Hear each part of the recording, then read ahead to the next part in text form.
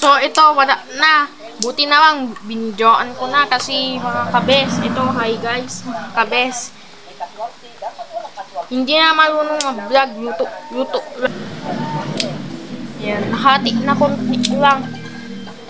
Konti. Nahati na din, buti.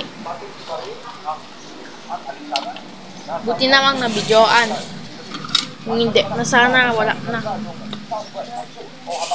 Wala na kasi hindi tayo nakabidyo kahapon ng umaga. Ayan. Pwede pang lagyan, basta. Ayan, tignan natin, may meat. May meat. May meat to eh. Ayan oh. Yan, nakababad. Mas mabisik ako sa'yo, sabi ni Papa. Mabisik ako din sa'yo, sabi niya. Nagtutulad na. Tuwawan talaga yun, sabi niya. Pero iba. Iba yung visit kapag bisita. Yung masa, visit yung iwakan. Gabi. Oo, kamutik yan. Gabi. Ay, kawa ko. Iba pa yung kamutik. Pwede. Sana yun. Gabi pa ba yan? Kawa ko kamutik. Kulay, kulay white. Oo. Gabi, babes. Yung paa. Doon, sa kabila. Ayan, saan na yun? Ayan yung gabi. Ayan, Hindi ka kasi naniwala. Laman ng gabi. Ay, laman ng gabi. Yan. Yung isa, iba. Yung gabi. Nandun, Hindi pa ba? Iba pa ba yung isa? Yung isang sumunog. Natikman ko na yun. Oo, natikman ko na yan. Para makakulaan kung ano yan. Yan. Gabi. Yan naman ng gabi. Kahit dumudulas Makati. Makati. Dumudulas dati no. Makati. Mama. Ay, Ay, sa Kakamot ka na dyan sa Kati. Talaga ay, hindi. Magkakamot ako kapag may nanagat na lamok, female. Kamok. Magkakamot ako. Papadawiin ko nga. Ito. Nangangaw ako kapag nangaga sa inyong sikto. Diyan sa, meron pang rangaw. Pero iba yun. Hindi tulad pa ba? Iba. Magkaibang klase pero kulay black. Gawang anong ibig sabihin niya yung Ilocano. Parang yata Tagalog niya ito. Ano ba yan? Yung kauneng klase and ano tong kauneng klase? Ayan pala. Kinuha niya para sa freezer ni Mama. Paanang baboy. Oh, paanang baboy daw. Paanang baboy. Sabi niya.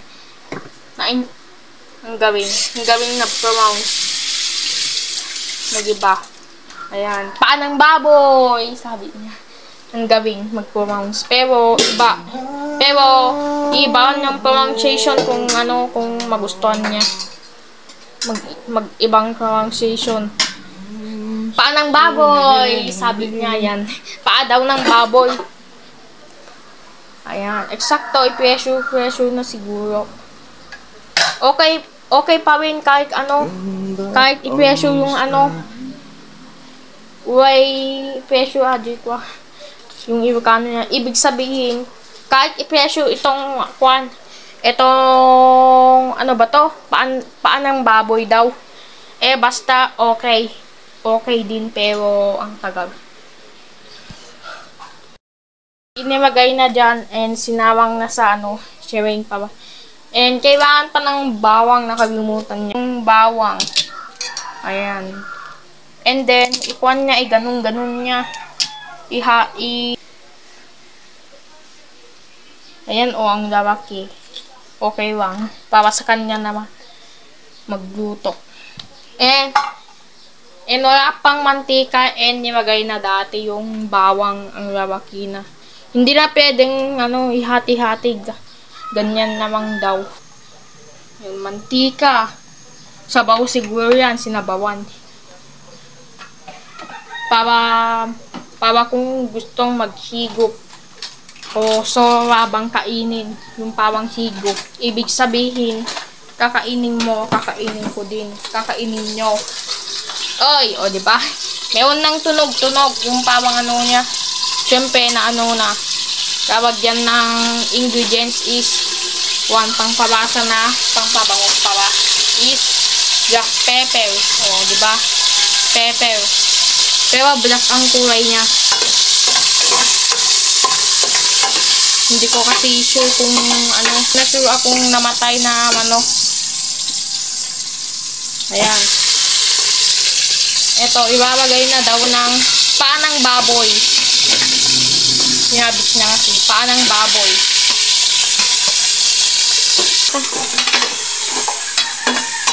May nakita kong cholesterol ng chicken. Ganyan din yun. Tapos, ito na yung lalagyan ng ano, Ajinomoto. Masarap kasi yan. Masarap kasi yung ano, lalagyan ng ano, Ajinomoto. Tsaka paminta, yung pampabango. Lalo kung maano na. Lalo kung nagkaroon ng kwan. Onamix. Ayan. Dapat lalagyan ng tubig. Ayan. Para magtuloy sa malangbo. Mamaya pa yan ilagay. Tinempyan ng Ajinomoto. Hindi na kasi lalagyan ng magic sarap. Paminsan lang talaga sa paglalagyan ng magic sarap. Ajinomoto. Masarap pa. Oo, nabasak mo kasi. Ay, naano mo kasi natindihan. Ito. Tatakman ng ano, peso po. Tubo, ano kayang Ilocano niyang ibig sabihin yung tubo? Ano? Sugar cane. Oo, tubo. Ibig sabihin. Ayan. Sugar cane pala. Ayan. Ganyan din yung asukal. Gawin din sa sugar cane. Diba? Ayan. Okay na din yan kasi ilalagay pa, tetemperan pa ng kailangan. Yun lang tinemperan niya. Kasi kung puputok na ay magkaroon ng bagsak. Dapat hindi lang bawaw na kasi eh. Mamaya muna ka-videoan natin. Ang ganda yung quality mamaya. Ipa-flash strike natin sigurado. Sure na ako dito. So, ito na yung ulam. Tag-ulan ulit. Ito na yung ulam na ano. Ayan.